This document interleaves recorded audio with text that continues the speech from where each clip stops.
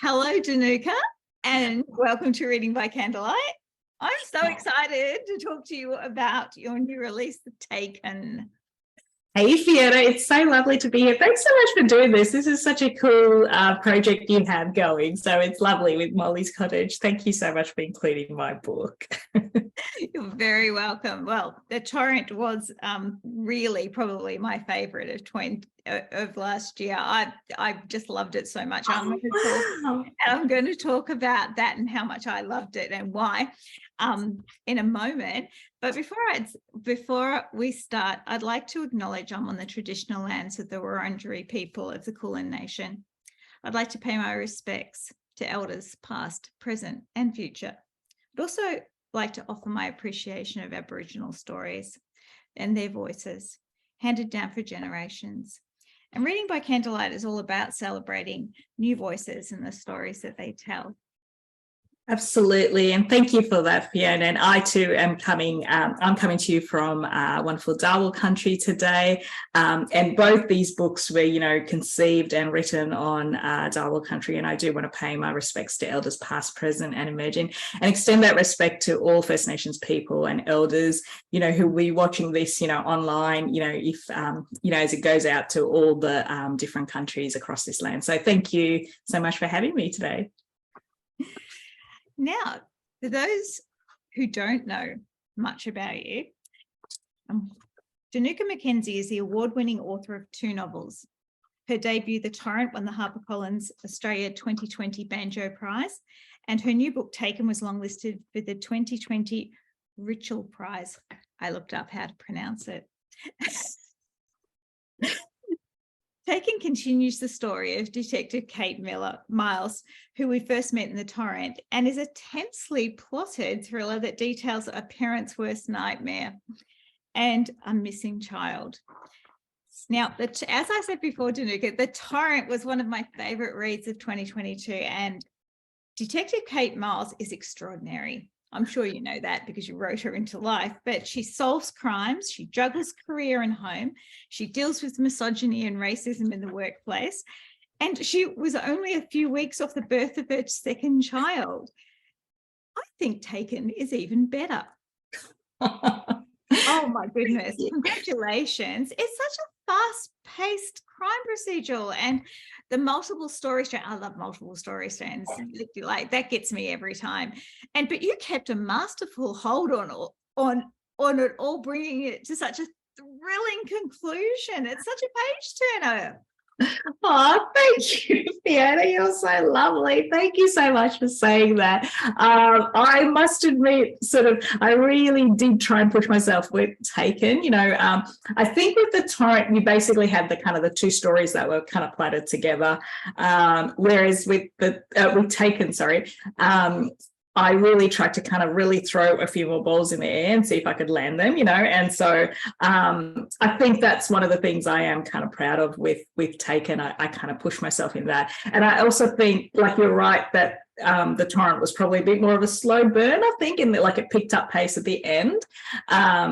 Whereas Taken, I really wanted to see if I could properly, have as you say, a bit more fast pace and kind of tackle some scenes which I haven't really tried to before, which were the proper, I went, a proper crime story where there's chase scenes, proper crime. So, and for me at least, I had never, in terms of writing, I think my comfort zone is very much being internal. So in the internal narrative and in dialogue scenes, that's my comfort zone. I really enjoy that.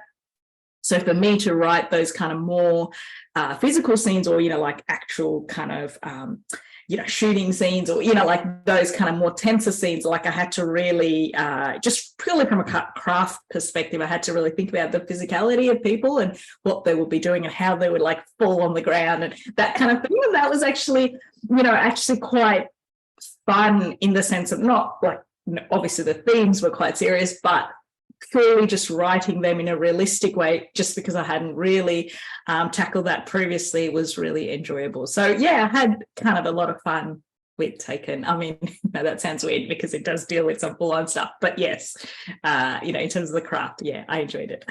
I understand what you mean, because I really feel that you took a step up in this novel, and that it really paid off for you, because it is very difficult to come off the back of an incredibly successful debut and to bring out that second one in just 12 months later.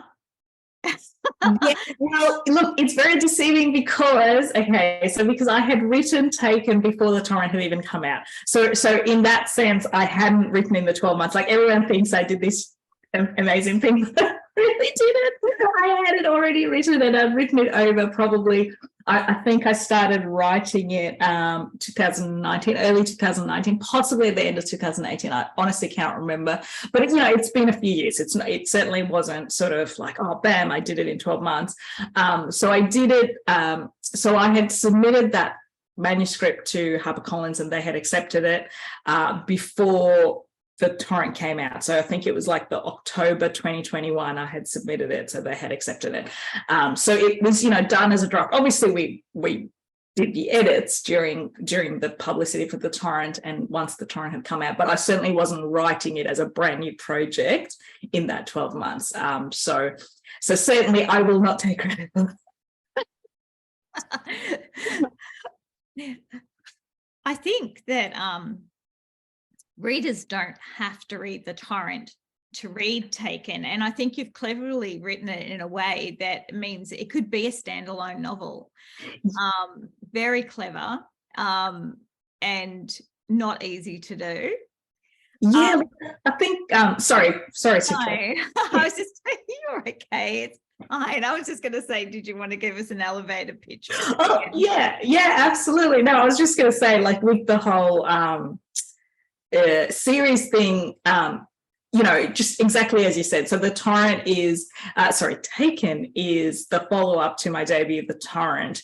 And exactly as you said, it is definitely a standalone mystery, but it follows the same characters that were set up in The Torrent. So you are definitely extending their overarching arc in terms of their kind of character stories, but you can absolutely read Taken as a standalone book. So in Taken, we're essentially picking up Kate's story kind of, I think it was about 4 months after the events of the torrent, and basically we have Kate kind of back at work from maternity leave and kind of struggling on multiple fronts, as you mentioned. So she's dealing with the pressures of her second child, being back at work and trying to prove herself, and then also you've got, I think she's very much dealing with the fallout, the mental health fallout from the events of the torrent. And there appears to be sort of a potential scandal brewing in the background in the media, which may involve her dad, who's the ex-chief of the station she works out of. So she's got all this stuff going on, and then she kind of gets handed the biggest case of her career to date, really, which is the case of a young infant going missing, apparently abducted from her home, which is, parents' worst nightmare. So, it's Kate's job to kind of find out who has taken baby Sienna, and then the story kind of goes from there. So, yeah. Now, you mentioned before about they with stretching yourself, and that you wanted to look at different parts of police work. Now, did you do any research for Taken, or does anyone help you with the police procedural scenes? Yeah, look, I mean, as a general rule, I tend to research as I go along, but there were sections of this novel. I mean, so the crux of this novel is very much relies on a forensic, some forensic detail. So I really did go deep with that. And there were sections of that research where you really felt like you had to rinse your mind out. There was some full-on stuff that I had to research. And so then once I had, so as I said, I'm not one of those people who go, okay, I need to research X and then do 6 months of that research and then start writing. I don't do that. So I start writing, and then I get to that point where I go, okay, now I need to know about X because I can't write any further. That's when I will look that thing up, because often you kind of don't know where your story is going. So if you research all this stuff, that's just not how I work. I know other people work like that and it works really well for them, but I just need to know the bit that I need to know. And I don't know I need to know that until I get to that point, and then I go, okay, now I need to know that thing, and so then I research that thing. So I would say once you start going deep, there's actually a ridiculous amount of stuff on Google. So my search history is like horrific, but but like, so what I do is, so I find something and then I'll bookmark it, and I have a research folder, and then I've got multiple subfolders, with like police procedural stuff, human decomposition, like all these kind of sub folders, so I bookmark things, and then I'll come back to that. And then that also allows me later, when I am checking the research, the editing stage, like I know each thing, okay, yep, that was definitely referenced, that's definitely a thing, I can rely on that, whatever. And so then after I do it, then a full manuscript version, that's when I fact check things with my police procedural advisors. So I am not like, I like to have a draft down exactly how I wanted it done. And that's when I'll get people to check that, because I always find I've had a few experiences where I've gone to people too early and then they shift my thinking, and then it kind of wrecks the flow, and it kind of wrecks my whole idea. So I would just really like to just put whatever I had in my head down. And again, as I said, I research as I go. So I'm fairly confident, not 100%, but I'm probably 80% confident that what I'm saying is correct. So then I check. So at the end of Taken, for example, there was 2 main scenes that had to be changed based on the advice back, but like none of the things that actually held the book together, which was that forensic detail, that was right. Like I had, based on my research, I had got that correct, because actually the guy, he came back. So he's a person who used to work for New South Wales Forensics, and now he works for Queensland Forensics, and he, like I gave him an email with, here's my questions, here's the links to my research, and is this plausible? This is the plausible. And he's like, yeah. And there's a few things that he went, that bit's not correct. But the main thing, the whole crux of the novel, forensic bit, that bit, he was like, oh, you've managed to find the world's leading expert in that area. And I'm like, oh, did I? Okay, cool. I had no idea I'd done that. But anyway, so he was like, no, you're correct. That's plausible. That's plausible. So yeah. So that's good. So I feel like with my, I guess, science background, I'm very comfortable kind of reading, papers, like scientific papers and stuff, and delving into those things. And so I feel like, okay, I'm there, but I just need to 100% double, triple check. And that's when they come in at the end of the process. So, yeah.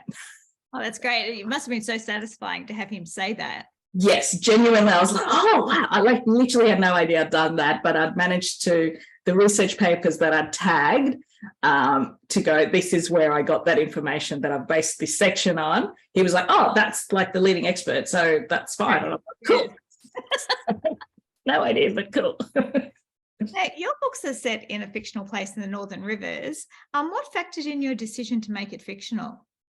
Well, because I'm very acutely aware that I don't live in that area. I don't have this long history with that area. That location, that setting really came about because at the time when I was writing The Torrent, that storyline, the seed of that storyline was based on the kind of the 2010-11 floods, because that book is, the storyline for that book is based on a death in floodwaters. So, that's how long I've been thinking of that storyline. And so at the time, it was the big river flood, the big Brisbane River flood, that made me think of that area. And I've done some projects, I've done some work projects in that area, and sort of so the Tweed River seemed like an obvious place, and then that location came about.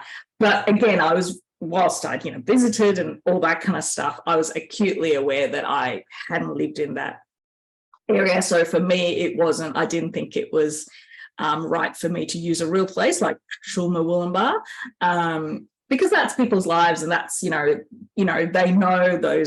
that the corner of that street is X, and they know, and I think it's, unless you live there and know that stuff to a very high level of detail, I think I just didn't want to mess with that. So the fictional town allowed me far more flexibility within, like kind of entrenched in a real place.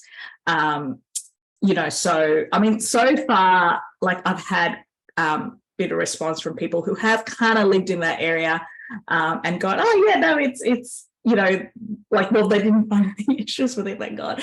But yeah, so that was absolutely a thing that played on my mind, and I wanted the flexibility of a fictional place so I could kind of mess around a bit more. I think it's a clever idea, because I've heard a lot of authors say that they get a lot of mail emails from readers who say, oh no, that's not where you've just said it is. No, that's right, exactly. And somebody told my brother, oh, you know, like the McDonald's is not on the, you know, where I said it. And I was like, yes, because it's not real. It's not a real place, you know. Yes, you're correct. So yeah, I mean, in Taken though, what I have done is, okay, so there is the fictional place of Eston, but she does like there are certain scenes in actually in real locations, or certainly in real roads and real kind of, so I'm referring to real places, but then, you know, where I've so it's like a mixture of this completely fictional town with you know, locations within it which are entirely made up but are connected across the broader landscape to real places. And so hopefully that gives it a bit more sort of, okay, that's the kind of location, and yeah. For the readers to work out which is which. Now, as I said, I love Detective Kate Miles as a character. She's just so brilliant. She's professional, yet she's flawed. And she has a lot going on in her life. I mean, you've just really thrown her into it. I mean, she's a new mum. She goes back to work. She's thrown in full throttle. I mean, that was, and then she's navigating prejudice again. She's navigating sexism again, while pumping breast milk in a back room and attempting to solve the crime, like multiple crimes. Yeah. Really? Do you like her? That's hilarious. No, I probably don't know. Okay, look, where I started with Kate for this second look, that's so funny. That's the best question ever. Was like, I felt like when I finished the torrent, I knew exactly where Kate's headspace was. You know, and I knew kind of exactly where her vulnerabilities would lie, and I knew exactly what her kind of like, you know, where she would find things difficult. So there was that. And then I also, as a general principle, I'm not a huge fan of, I guess, series books and kind of seasons where like where the hero is kind of reborn at the end of the first season, and there appears to be no real impact of all the things they've seen and done and had to do in that previous season. Like there might be a passing reference, but essentially they're like, okay, I'm totally fine to do it all again and see horrific violence and, you know, do it all again and it's totally fine. To me, I wanted to depict that, you know, in real life, in police people's real life, right, to have gone through that, there will be some proper mental health issues out of it. There will be a degree of PTSD. There'll be a degree, you know, of her dealing with a whole bunch of, you know, fallout from that. Plus, you know, and then on top of that will be the normal pressures, when I say normal, but I would say the pressures that kind of, I would say, women go through in general in terms of the expectations of a child, right? So all the normal pressures of, oh, this is like a really exhausting period in my life, but then I've got to manage, you know, work, and I've got to manage my family's expectations, and I feel like I'm not meeting either end, and I feel a bit stretched thin, and those, so you've got all that pressure. And then of her, you know, then you've got the existing pressures of her working in a largely male-dominated workforce and all of that. So I did the thing where you're, you know, you're told to do as a writer, where you like identify the vulnerability of a character and then just push that as far as you can possibly take it. And so, yes, I agree. I was incredibly mean to Kate this time around. But hey, It felt realistic while I was doing it. And it worked. I think that one of the things about Taken is that while it's an exciting thriller, it does show motherhood in all its elements and the strain it can cause on relationships with your partner, with your colleagues, even with yourself. Yes. Because, and I mean, this is Kate's second baby, but her baby was born in traumatic circumstances. And so I think that, like you said, you know, you're not only suffering from PTSD from what she's gone through in the first book, but also the traumatic birth of her child. And how important was it to you to normalize Kate's experience of going back to work and dealing with a new baby? Yeah, look, I think I did want to kind of really explore that side. Only because, look, when I was writing Taken, kind of my youngest would have been probably around she would have been about 3 at that time. So it wasn't like I wasn't right in the depths of that period when I was writing Taken, but it was still very familiar.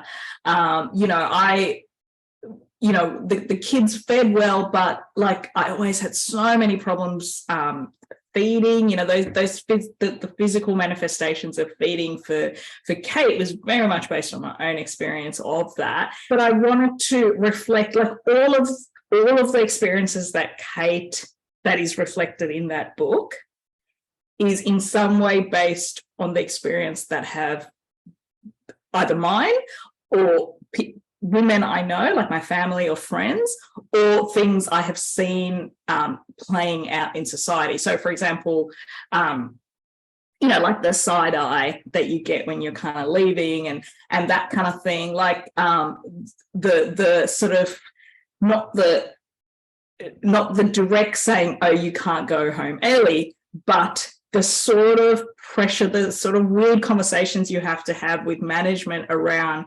flexible arrangements and things like that. That conversation I think I had basically when my child was like 1, when my first bub, so that was 11 years ago. And I had a very similar conversation with a friend about flexible work arrangements, and awkward conversations she was having to have with her management. Just last year. So it's like, oh, that hasn't changed that much. You're like, oh, I guess you'd hope like 11 years that would have changed, but apparently not. So, and I think particularly in maybe workplaces with people who haven't had kids yet and don't really understand that,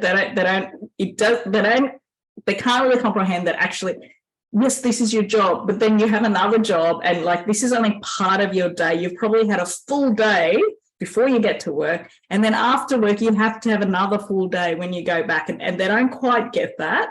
And so there's that, I think. So I think a lot of those experiences, I can specifically point to the kind of experiences that I remembered while I was writing those things. Yeah. So I think, yeah, you're right. Like I wanted that to be explicitly addressed and be front of page because usually that stuff's off page somewhere and behind the scenes. Yeah, I agree. And I think too that, very often they'll have a partner at home or they're dropping their child off at childcare and there's no addressing the fact that, they've just spent 3 hours before they've gone to work dealing with a child who decided to get up at 5 a.m. because they think that's when Bluey's on.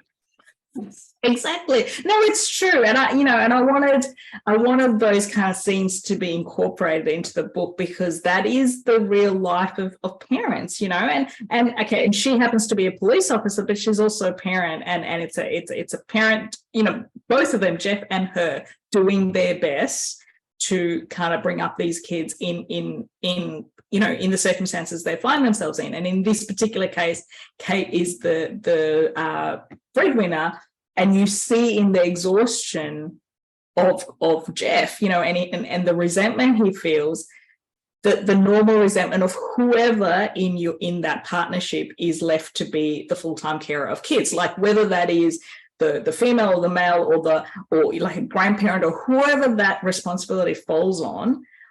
It's not an easy job to kind of be just just looking after the kids all the time. Like that's an exhausting job.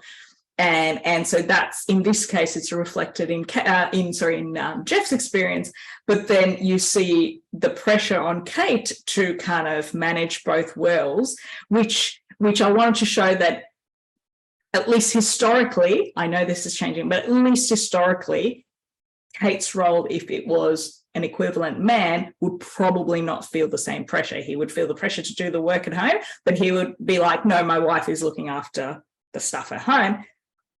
And he would feel the pressure of the investigation, and he would feel like the need to do his job, but the other stuff's taken care of, But for Kate, that is not the same. She is the main breadwinner, but she, in her head, she holds the guilt, she holds the expectation, she holds all of that. She takes that all on board of actually she's not putting in enough at home. Yeah, and she's also the only person who can nourish their child.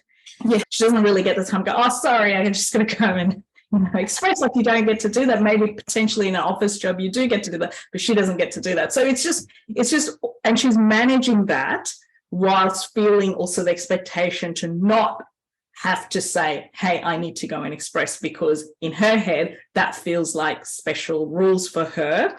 And that I want to show that she has internalized those things from working in a male-dominated workforce for a very long time. And so she has internalized those things about never showing that she needs special, conditions. Yes, yeah. She can be quite a frustratingly stubborn person sometimes. Yep.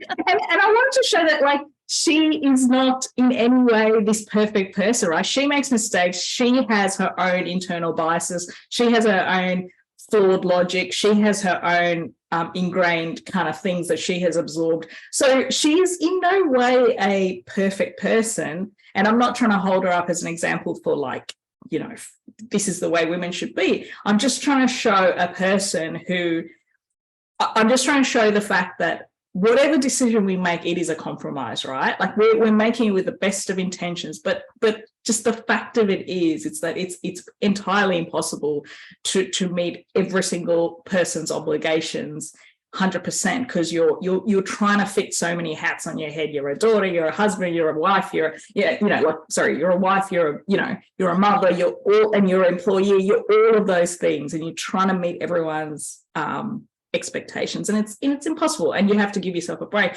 And she is in this very heightened kind of mental state, given the expectations and the pressure she feels to bring this child home safe, for Sienna's parents. So she's got that pressure as well, and so she's not always making the best decisions, but I think it feels very realistic. I think when you're under that pressure, the kind of decisions you might make. Yeah, no, and I think that you did it brilliantly, because she obviously had so much going on, and we feel great sympathy and empathy for her throughout the novel. And I think that a lot of the things that I love that came about it was that it is very domestic. Like, you have a lot of that going on, and then in the background you have these amazing crimes that have taken place, and that she's working on both simultaneously when she finds that there's a link. And what I'm interested about is, do you add the twists first and write around them, or do you add them as you go, or at the end? Yeah, those are really difficult questions, because I think it's a bit of both, really, because I think definitely at the editing stage, when you get fresh eyes on the manuscript, they're like, oh, like this is not working. Or, like, one of the things we really, really worked on in this book was the unnamed narrator sections. Like, we really worked on those quite, there were such small sections, but an inordinate amount of work went into them, because my editor was like, look, like, as you're writing these, you need to keep them as as wide as possible to allow as many suspects to be in play as possible, at any given time. As the book progresses, that obviously cuts away, because you know you're learning more about the people as you go along, and you're kind of working it out. But like we were, oh my god, like, and it was like tiny little lines that you're like, oh, is this saying what I wanted to say, or oh, is it giving away too much? And you're like constantly cutting bits and pieces and adding things in. So yes, so that was something we worked on quite a bit. In terms of I guess the red herrings and things like that, there's a bit of seeding as I went along, but so you'll be writing, and then I'll get to a thing and I'll have this great idea and I go, oh, okay, now that thing that I said cannot happen, and I'll have to go back and and kind of re-knit that back together, or fix it. And a lot of it is kind of moving chapters to go, look, when is it better for this information to go to the reader? And that's really all of what it's about, because it's like you hold information, and when do you give it to the reader such that it would create the most kind of impact in terms of like whether it's horror or like surprise or the twist or whatever. So it's just giving the information at the right time. But yes, but I don't think all the twists are written in the first draft. You're definitely going back and fixing things. Yeah. We can't have a favourite child, but which character did you enjoy writing the most in this book? Well, I mean, I think in terms of writing Kate, I would say that she's almost like another skin for me. And so I find her easy to write in that sense. But in terms of favourite characters, I think in this book, I should say, there's a few more new characters that I introduced, and there's some really lovely characters who, like, it was just fun because they're new, and so I just get to kind of be in a completely new skin for a while. So I really enjoyed writing so Auntie Iris, for example, which is a sort of like not a blood relative, but essentially a family member for Kate on her mum's side. And there's a character who ends up coming in like later in the book in terms of Gray. And that was a really great kind of character to write. And also just Gray as a character. He has always, his conversations with Kate has always felt kind of fully formed, and has always only required a very light edit. Like in both books, like the conversations between them two were just like, yep, on the page, full stop, done, moving on. So that those Gray as a character came really easy. And there's also a character who reappears from the Torrent, and a lot of people had a lot of opinions about that character in the Torrent, which I discovered in book clubs. I was able to I guess give the backstory for that character in Taken, and I really enjoyed doing that, because again, it's like you have a certain perspective of a certain character, and then you get to kind of flip it a bit and kind of provide a bit more, and so that's always really fun to do. Yeah, I think you did, and I know which bit you're talking about. I think that you did that well, because you didn't redeem them. No, you gave a reason behind things that had happened before. And I think that for people who are maybe complaining in book clubs, that might have been able to address the issues that they had. And I think that you did that really cleverly. Also, I loved Auntie. Yeah, she's like, she better be back in book 3. Oh, okay, all right. So yeah, no, that was fun, because she was a cool character to write. Again, that conversation, their conversation flowed so easily, and that dialogue just was like that repartee between them was like bang, bang, bang. And I was like, oh, I feel that chapter's done, I'll move on. And some dialogue I find so hard, like some, like I have to really work on it. Whereas then some characters are just like, here it is, it's done in like, in one writing session, and we just move on and keep going. And yeah, and she was definitely one of those characters, that just came really easy. Now, as everyone knows, these are no spoiler conversations. but there will be a death in the book that most readers will find shocking. And how difficult was it to write those scenes? Yeah, look, I think they were not easy scenes to write.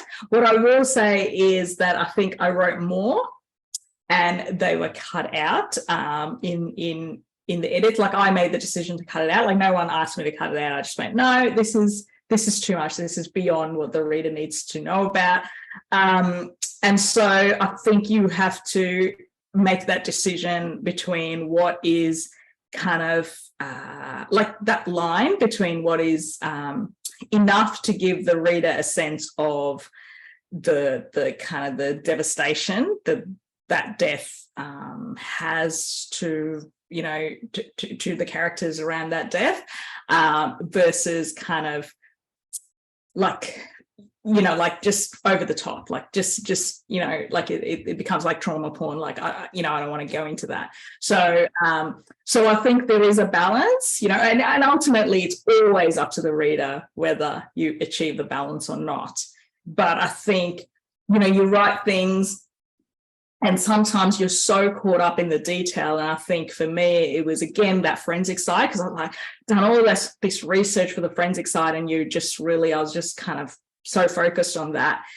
And then you submit the draft, and then, like, you know, sort of, you know, 6 months later, when you come back and you're like, does that even need to be there? Like, that actually doesn't need to be there. That's just like, and because it's just you're just, you know, at the time you're just writing the research, if you know what I'm trying to say. And so yeah, it needs that's why it needs the, you know, brand new eyes. That you need distance from those things to kind of look back and go, actually, what is this giving the reader? What is it achieving? I can give those forensic details or that little thread in different ways. I can give that information to the reader in different ways. It doesn't need to be in this way. So yeah, so that was like, it was really good.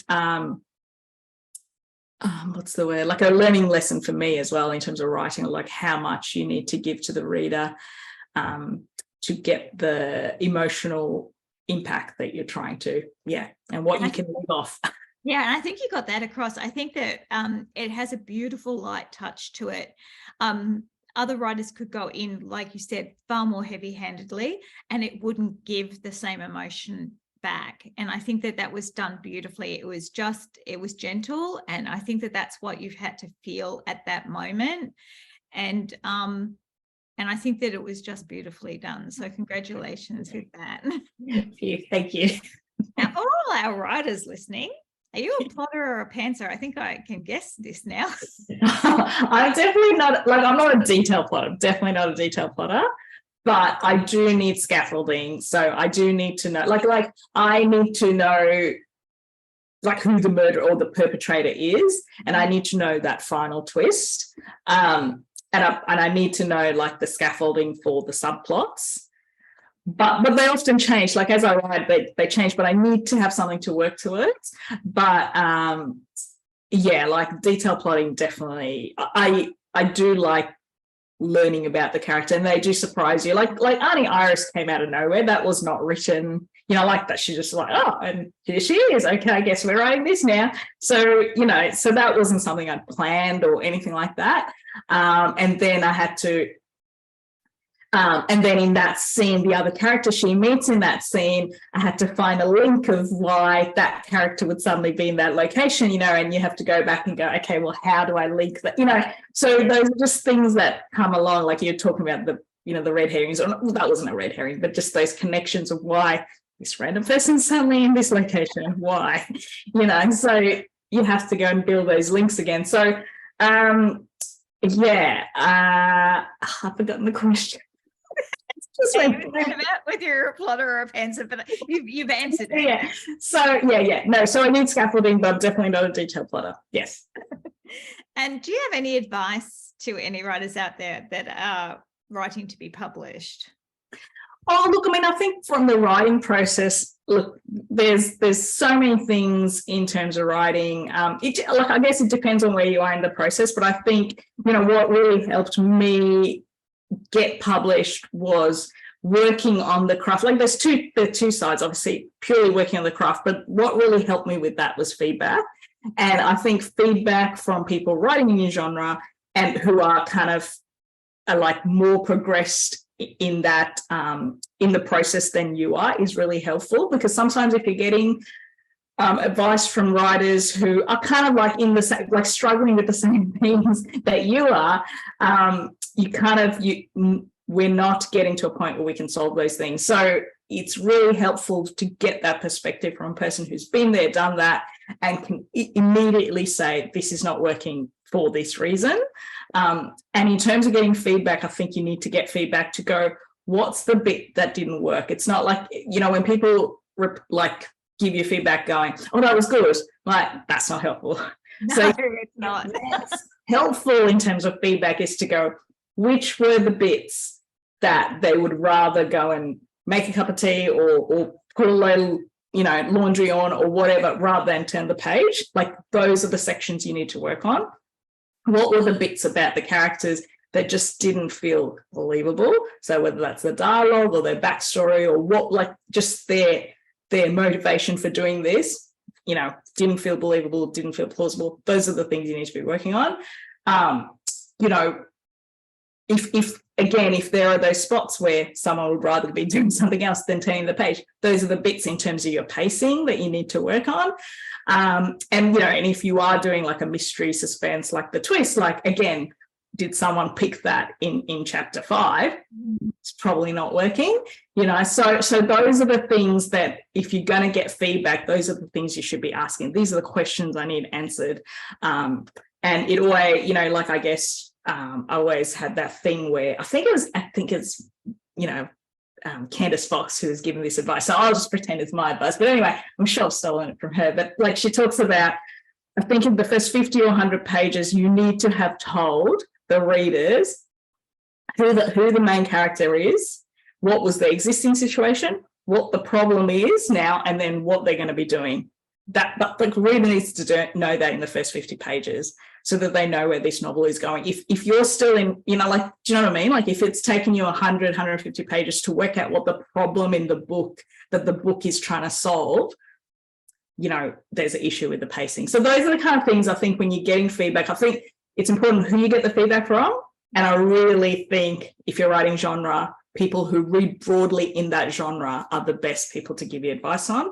People who have a little bit more experience than you in writing in the publishing industry, even better.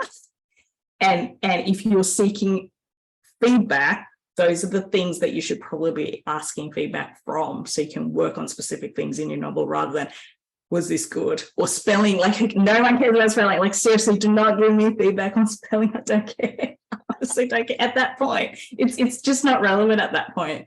Unless your spelling is so bad that literally no one can read the manuscript, that's a problem. But otherwise, like people should not be giving you at that stage of a manuscript grammar, spelling. Bleh. No, that comes at the end. Relevant. Yeah, exactly. And look, that's excellent advice, because I think that for many people that they're writing and without anybody ever looking at it, you're never going to know whether or not it's working for you.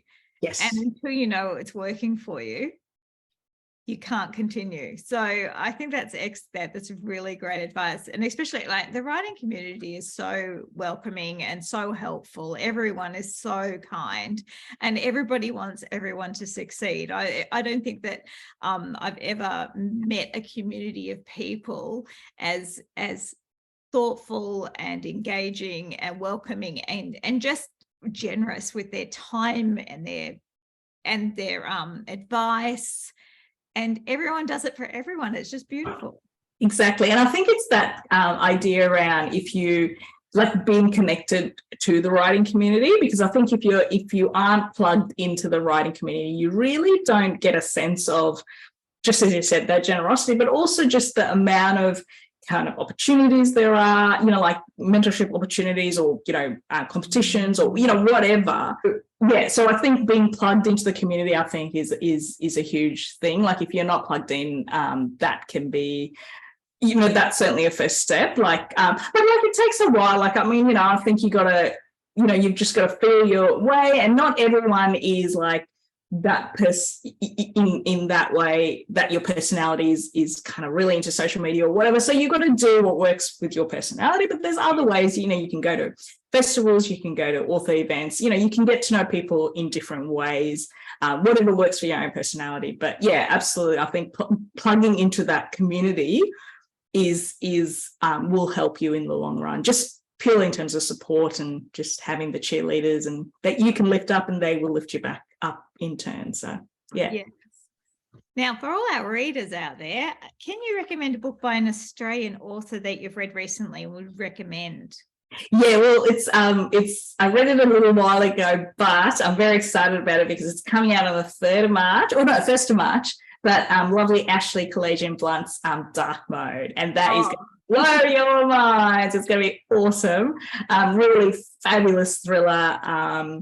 Just delving into the deepest, darkest kind of sections of the internet, and really dealing with kind of misogyny and those kind of awful parts of the internet that is not very welcoming to women. So but yeah, just brilliant thriller. She's such a I really feel like when I read it, it was like a companion piece to JP Pomare's The Last Guest. The Last Guest? Yeah, it was. Yeah, The Last Guest. Yeah. So yeah, that real techie thriller, which is, it's just gonna blow everyone away in March. Yes, so and not easy to do. I'm really excited for Dark Mode and very happy for Ashley. She's just such a lovely person. She is. Well. Yes, absolutely. And that's a great compliment, comparing her to Josh Pomare. Oh yes, he's incredible. He's one of my favorite thriller writers. He's one of my favorite thriller writers. He's and just the way his brain works, I'm like, oh god, how do you even think of that stuff?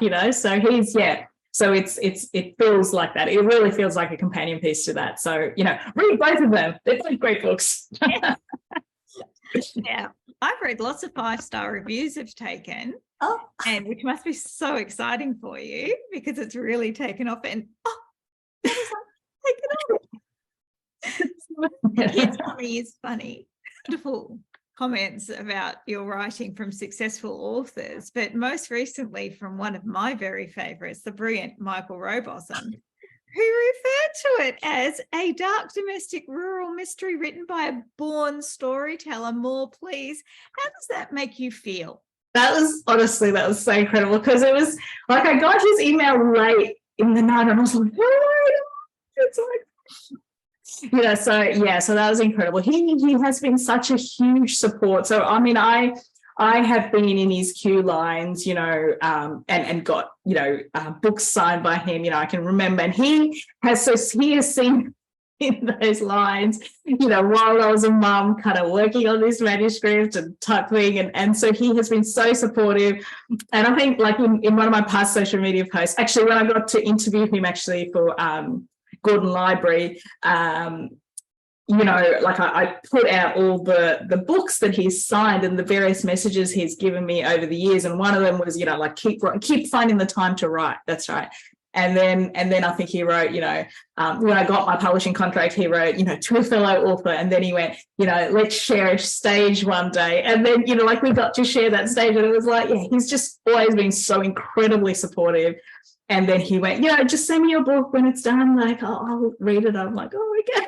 So I sent that to my publisher. And they obviously sent him a copy. And, he's so busy. He's so ridiculously busy. And he went, I think he was overseas, and then he was doing he was a judge in a book prize thing. So he had a lot on, and then the email came through, and I was like, oh, you read it and you liked it, which is like, just amazing. So he's like a hero author, and they say that. So that was pretty cool. That was Now I'm very excited for your next book because I know that this is a series. Do you think there's only going to be 3 in the series, or there might be more? Oh, I don't know that at this stage, Fiona. I don't know that. Look, at this stage, all I know is that I am I'm well into writing book 3. Actually last night it was so funny for me, not my husband, but in the middle of the night, I'm like, oh God, I've just realized a different plot, like a plot point for the book. And I was like on my phone on the notes page, and he was like, you know, I could hear him like grumbling because the light on the phone goes on, you know, and he's like, okay, yeah. So because like my head, whilst I'm having these conversations about Taken, my head is also very much inside this new book, and I'm constantly thinking of ways, or it must be your subconscious is thinking of it all the time, because suddenly out of nowhere you're just like, oh, actually that's a way better kind of, you know, twist, let's just change that whole thing. And then I'm like, damn it, now I've got to go back and change the whole thing. So not the whole thing, but a thread. So yeah, so you're always thinking about it, and I am well and truly in the middle of writing that one, so I can't think of any more at this stage. I'm just in this one at the moment. And can you tell us anything about it?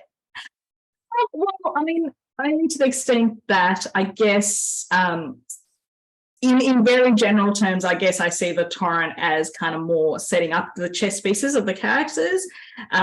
Taken, I had the opportunity to resolve Kate and Grave's relationship a bit more. And in this third one, I want to work on Kate's relationship with Luke. So in the very broader sense, that's probably it. And obviously, again, it'll be a standalone mystery that's got nothing to do with, you know, the previous two mysteries, you know, in that way. So, yeah. Excellent. Well, that sounds very exciting. Now, I've been very vocal in my belief that your books should be adapted for the screen. Is there any chance, has anybody ever approached you about this? Oh, there may be some conversations in the background, and I'll hopefully get to say a bit more about that soonish. It's very difficult to talk about that stuff because I know, but yes, that tiny little snippet makes me very, very happy. Now, we have come to the end of our chat, and I want to thank you so much, Dinuka, for your time today and for chatting with Reading by Candlelight about Taken. Yes. If you haven't got it yet, go out, buy it, because it is a fabulous, wonderful Australian thriller written by, as you can hear, a delightful person. I mean, there can't be anybody more delightful than you on the writing circuit. I'd also like to thank Molly's Cottage for the opportunity to have this wonderful conversation today. And Dinuka's book, Taken, is in this month's Molly's Cottage book box. And we were so pleased to have you agree to be part of it and to allow this interview today. So thank you so much, Dinuka. Oh, thank you so much, Fiona, for having me. I've just enjoyed this chat so much. It's so lovely. You're again, one of those really incredibly positive people that we were just talking about in the writing community. So thank you for all your support, and to wonderful Molly's Cottage for choosing Taken in this box. So thank you. That's so lovely. I just love this. This is awesome.